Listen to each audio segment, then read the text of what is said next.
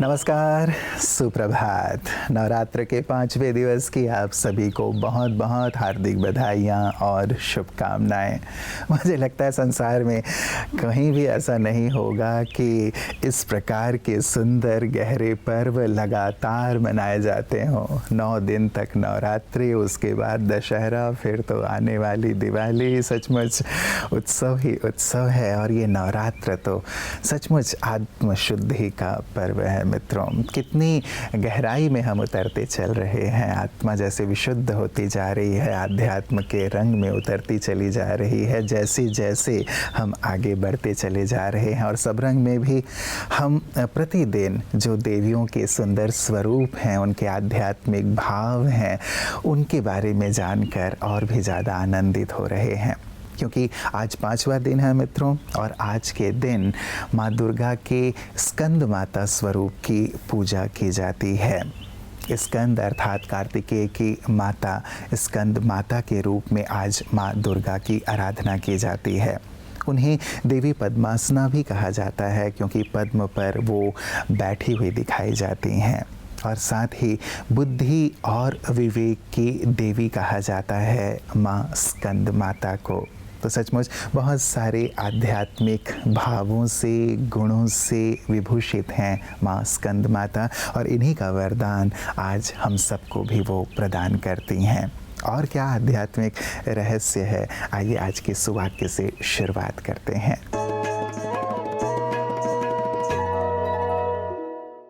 प्रचुर ज्ञान, धन, शक्ति, समृद्धि और मुक्ति को दर्शाती है देवी स्कंद माता। देवी स्कंद माता, जिन्हें आदि शक्ति भी कहा गया है। नवरात्रि के 5वें दिन पर हम माँ स्कंद माता की आराधना करते हैं, जिनका आध्यात्मिक भाव यही है कि जो स्त्री परमात्मा शिव को अपने पुत्र के रूप से याद करती है, उन्हें मात्र शक्ति की उपासना दी जाती है। जिनके गायन और पूजन से संसार के अनेक भक्त आत्माओं को जीवन में हर समृद्धि की सिद्धि प्राप्त होती है। तो आइए आज के दिन हम सभी माँ स्कंद माता के इन गुणों को धारण करें और मात्र शक्ति को उजागर करें। मित्रों, स्कंद माता के दोनों हाथों में कमल का पुष्प दिखाया जाता है। माँ हमें इस बात के लिए प्रेरित करती हैं कि कमल पुष्प के समान बनो। कमल की ये विशेषता है मित्रों कि वो कीचड़ में रहकर भी अलिप्त रहता है। माँ भी हमें ये कहती हैं कि तुम संसार में रहो, लेकिन संसार से अलिप्त रहो। जैसे नाव सागर में चलता है, पानी के ऊपर चलता है। पानी के ऊपर चले तो बहुत अच्छा, लेकिन पानी यदि नाव के अंदर आ जाए तो वो नाव को डुबो देता है। तो तुम संसार में रहो, लेकिन संसार की बुराइयों से अलिप्त रहो। संसार में जो कीचड़ है, गंदगी है, वो तुम्हें छू ना सके। ओम शांति। दोस्तों, हार्मोन जो हमारे जीवन को हार्मोनी में रखते हैं, लेकिन उम्र की कोई ऐसी पड़ाव होती है जब हार्मोनल इम्बैलेंस होता है और मूड स्विंग्स होने लगता है, डिप्रेशन होने लगता है। जी हाँ, ज़रूर। खासकर जो हमारी प्री मिनोपॉजल और मिनोपॉजल वुमेन हैं, बहनें हैं, उनमें, क्योंकि इनमें ईस्ट्रोजन का स्तर कम होने लगता है और ईस्ट्रोजन हार्मोन का रिसेप्टर ब्रेन में पाया गया है, जिससे वो बाइंड करके सीरोटोनिन न्यूरोट्रांसमीटर को रिलीज़ कराता है। सीरोटोनिन वो हैप्पी हार्मोन में से एक है जो हमें स्थायी खुशी को प्रदान करता है, हमें अटेंटिव और फोकस्ड रखता है, हमारे मूड को बैलेंस रखता है। लेकिन ईस्ट्रोजन कम होने की वजह से जब सीरोटोनिन कम होने लगता है तो डिप्रेशन फील होने लगता है। लेकिन क्या करें? कोई बात नहीं, आप घबराएं नहीं। सेरोटोनिन आप सूरज की रोशनी से ले सकती हैं। सेरोटोनिन आप सिंपल बनाना जैसे फल से ले सकती हैं। सेरोटोनिन आप अपने आंतों के माइक्रोबैक्टीरिया का ख्याल रख के ले सकती हैं प्रीबायोटिक और प्रोबायोटिक से, जो सप्लीमेंट्स के रूप में भी उपलब्ध हैं, या आप भोजन के द्वारा भी ले सकती हैं, जैसे कि curd, Flask seeds, isabgol husk. और हाँ, मुस्कुराने से भी सेरोटोनिन रिलीज़ होता है। व्यायाम करने से भी आप अच्छा महसूस करेंगी। तो उम्र के इस पड़ाव को भी एक्सेप्ट करिए, क्योंकि ये हमें कुछ नया सिखाने आया है, हमारे जीवन में कुछ नया बदलाव के लिए आया है। मित्रों, माँ का एक हाथ वरद मुद्रा में उठाया हुआ दिखाया जाता है माँ स्कंद माता के। सभी देवियों और देवताओं को आप देखेंगे कि उनके हाथ वरद मुद्रा में ही होते हैं। आज हम भी ये संकल्प लें मित्रों। वरद मुद्रा का भाव है देने वाला। देवी का अर्थ ही होता है देने वाली। देवता का अर्थ ही ये होता है देने वाला। किसी से लेने की कामना नहीं। आज संसार में हर एक लेना चाहता है कि लोग मुझे स्नेह दें, सम्मान दें, सहयोग दें, धन दें, वस्तु दें, और जो जितना हमें देता है उसी अनुपात में हम दूसरे को देते हैं या उसी अनुसार हम उनसे संबंध स्थापित करते हैं। नहीं मित्रों, हमारी देवियाँ, हमारे देवताएं हमें देना सिखाते हैं कि देते चलो। जितना दोगे उतना संपन्न रहोगे, जितना दोगे उतने सम्मान के पात्र बनोगे, जितना दोगे उतनी बरकत होगी। ये इटर्नल लॉ है और यही हमारी देवी देवताएं हमें सिखाते हैं। माँ स्कंद माता भी आज वरद मुद्रा में हाथ उठाकर हमें यही शिक्षा दे रही हैं कि तुम भी सबको देते चलो, अच्छाइयाँ देते चलो, सुख देते चलो, स्नेह देते चलो, सहयोग देते चलो। तुम संपन्न हो जाओगे। तुम भी माँ के स्वरूप, देवी स्वरूप या देव स्वरूप बन जाओगे। आइए, नवरात्रि नारी शक्ति में और क्या सुंदर प्रेरणाएं देवी स्कंद माता में प्रदान कर रही हैं, उसकी आध्यात्मिक गहराई की ओर चलते हैं। ओम शांति। फिर से एक बार आप सभी को नवरात्रि के आज के इस 5वें दिन बहुत बहुत शुभकामनाएं देते हैं। आज पार्वती का, शक्ति का स्कंद माता रूप से पूजन होता है। और स्कंद जो कि पार्वती के पुत्र कार्तिकेय का दूसरा नाम है और उनकी माता होने के कारण उन्हें स्कंद माता कहते हैं। स्कंद माता का मूर्ति में भी हम साथ में अपने उस पुत्र को गोद में उठाए हुए दिखाते हैं। ये प्रतीक है कि एक स्त्री जब शक्ति के साथ कार्य करती है तो वे अपने कर्तव्यों का भी निर्वहन करती है और अपने उद्देश्य की प्राप्ति के लिए शक्ति के साथ सफलता को भी पाती है।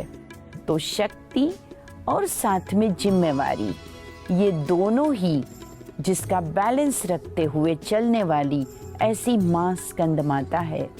कई बार ग्रस्त जीवन में व्यक्ति सोचता है कि मैं साधना आराधना कैसे करूं?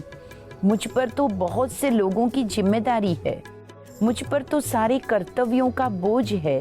परंतु जब आप अपने दिल की लगन शिव से लगाते हैं तो शक्तियाँ प्राप्त भी होती रहती है, आपकी आत्मा की उन्नति भी होती है और साथ साथ आप इस जन्म के अपने सारे कर्तव्य और जिम्मेदारियों का भी ठीक से निर्वहन करके सच्चे कर्म योगी बनते हैं। तो आज हम वही साधना करें कि हम अपने सारे कर्तव्यों को भी न्याय दें और साथ ही साथ जीवन में अपनी आत्म उन्नति को भी मिस न करें, क्योंकि ये जिम्मेवारियां एक जन्म की है, परंतु आत्मा की यात्रा तो बहुत लंबी है, शाश्वत है। तो इस दोनों को साथ लेते हुए सच्चे कर्म योगी की मिसाल हम सब बने माँ स्कंद माता की आराधना के साथ। ओम शांति। मित्रों, नवरात्र में हम माँ की आराधना करते हुए, उनकी पूजा करते हुए, उनके सम्मान में हम व्रत रखते हैं। लेकिन व्रत क्या केवल खान पान का ही हमें रखना है? आज इस पर चिंतन ज़रूर कीजिएगा मित्रों। व्रत केवल खान पान का ही नहीं होना चाहिए। वो बहुत अच्छी बात है कि हम 9 दिन तक व्रत रखते हैं, उपवास रखते हैं, कई संपूर्ण व्रत रखते हैं और कई फलों पे रहते हैं। हर प्रकार से ये हमारी श्रद्धा, हमारे सम्मान, हमारी भावनाओं का प्रतीक है। लेकिन व्रत मित्रों इस चीज़ का भी रखें। क्या हम इस नवरात्र में ये संकल्प ले सकते हैं कि हम बुराइयों का व्रत रखेंगे?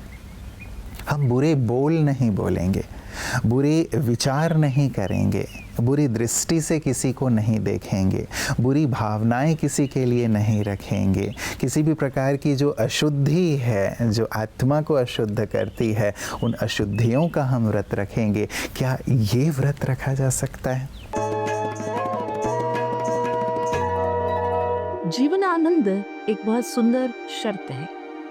जीवन के बाद क्या है ये तो हम सोच सकते हैं, लेकिन जीवन के साथ क्या है ये हम महसूस कर सकते हैं। कष्ट तो रहेंगे अपने जगह, जैसे कीचड़ को देखते हुए कमल कभी उदास नहीं होता है, क्योंकि उसका नजर सूरज की ओर रहता है। जैसे सूरज की रोशनी पड़ते ही खिल जाता है और अपने पूरी तरह से जो दलदल है उससे ऊपर उठ जाता है और खुद भी खुश होता है, परमात्मा के चरणों में खुद को पाता है, धन्यता को महसूस करता है। बस हमें भी यही काम करना है। युक्तः समाचरण, गीता कहती है युक्तः समाचरण, अर्थात जहाँ रहते हैं वहाँ रहते हुए भी ना रहे, आसक्ति से थोड़ा सा नासक्त होकर समभाव से आचार पे आए। फल की आसक्ति हमें अपनी ओर आकर्षित ना करे। क्या हो जाता है, कोई चीज हमने खा लिया, उसका टेस्ट हमें बार बार खींचता है और जिसके कारण हमारा तबीयत बिगड़ जाता है। बार बार खाते हैं तो खा लिया, उसका आनंद महसूस कीजिए, न कि उसकी ओर आकर्षित हो जाइए। इसी तरह जीवन में जीना जरूर है, लेकिन कोई भी बंधन में बंधित होकर नहीं। इसी को गीता कहती है युक्तः समाचरण। हम रहे, संग का फायदा हम उठाए, लेकिन संग में फंसे ना, क्योंकि हम जिसका संग करते हैं उसका असर हमारे ऊपर जरूर पड़ता है। अगर हमारे संग से दूसरों पर असर पड़े, ये बहुत जरूरी है। हम दूसरों के संग से प्रभावित ना हो या ऐसा संग करें जो हमें भी ऊंचाई की ओर ले जाए। और मित्रों, जैसे प्रतिदिन अंत में हम चर्चा कर रहे हैं माँ दुर्गा की अष्टभुजाओं अर्थात अष्ट शक्तियों की, हमारी माँ शक्ति हैं, तो हमें भी शक्तियों को अवश्य अपने जीवन में धारण करना है। तो आज की शक्ति है मित्रों सहयोग की शक्ति।